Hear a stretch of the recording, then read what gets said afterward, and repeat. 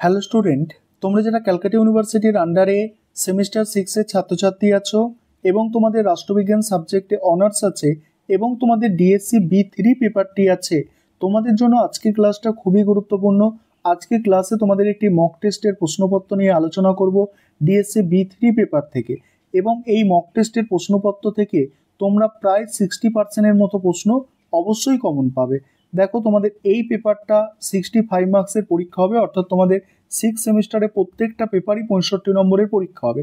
এবং এখানে প্রথমে তোমরা দেখে নাও 1 নম্বরের যে 15টা প্রশ্ন রেখেছি সেগুলো প্রথমে দেখো, যে সামাজিক কাজকর্মে অংশগ্রহণ না করার অর্থ পশু সুলভ অথবা ঈশ্বর সুলভ, এটা কার উক্তি? নেক্সট প্রশ্ন আছে নাগরিকত্বের সংজ্ঞা দাও।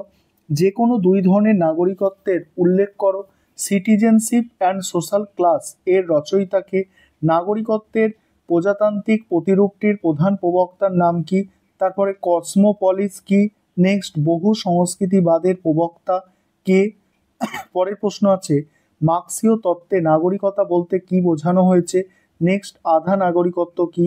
নেক্সট দেখো, এখানে OCI শব্দের অর্থ, এই যে শব্দটা আছে এর অর্থ কি?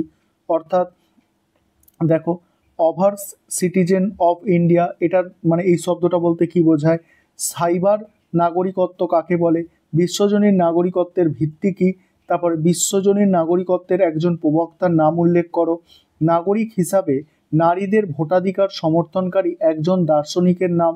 কোন দিনটি বিশ্ব নাগরিক দিবস হিসাবে পালিত হয়? এবারে দেখো, তোমাদের বড় প্রশ্ন যেগুলো আছে মডিউল 1 থেকে দেখো 10 নম্বর এবং 15 নম্বরের যে প্রশ্নগুলো আমি এখানে রেখেছি।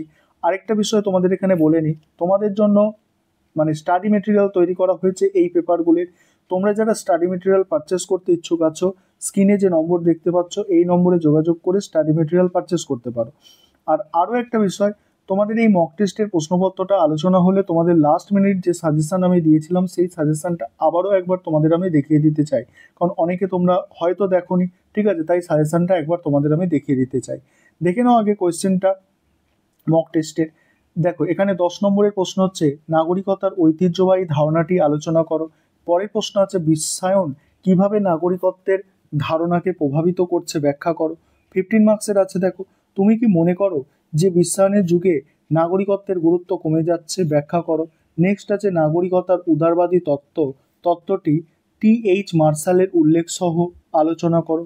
তারপরে দেখো মডিউল 2 থেকে দেখো বিশ্বায়নের প্রভাবে নারীদের অবস্থার উন্নতি হয়েছে, ব্যাখ্যা করো।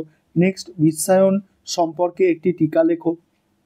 তারপরে দেখো বৈচিত্র্য বলতে কি বোঝো? বৈচিত্র্যের পরিপ্রেক্ষিতে নাগরিকত্বের ধারণা আলোচনা করো।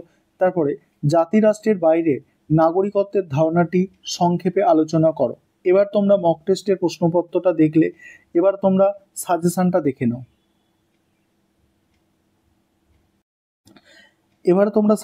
দেখে নাও।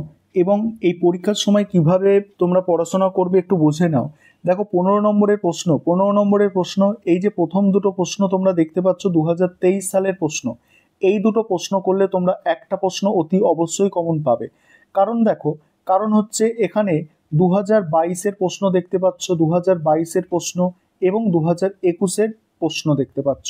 দেখো, এখানে 21-এর প্রশ্ন একটা 24-এ রিপিট এসছে, আর এখানে দেখো 21-এর প্রশ্ন একটা 23-এ রিপিট এসছে।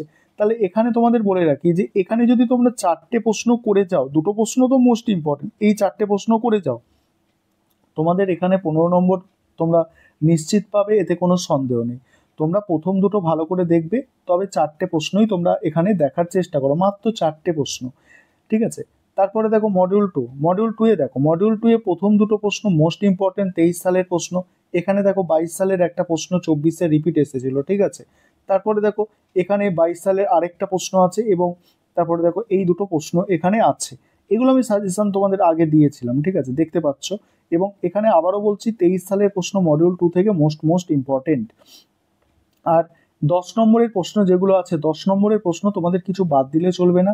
এই 6টা প্রশ্নই তোমাদের দেখতে হবে মডিউল 1 থেকে, অর্থাৎ 23 থেকে 2021 সাল পর্যন্ত যে 6টা প্রশ্ন, মডিউল 2 থেকেও তাই। এই 6টা প্রশ্ন তোমরা দেখে যাও, অতি অবশ্যই দেখে যাও, ঠিক আছে?